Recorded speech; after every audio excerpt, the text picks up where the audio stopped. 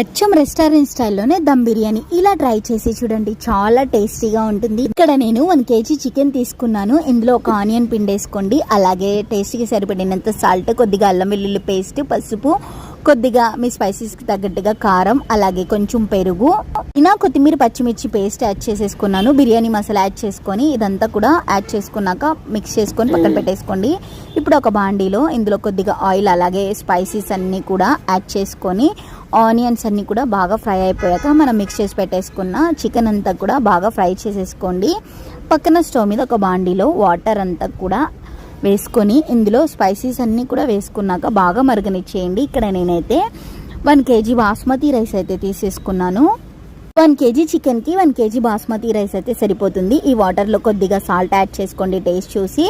Chicken అంతా మధ్య మధ్యలోకి ఇలా మిక్స్ చేసుకుంటూ ఉండండి.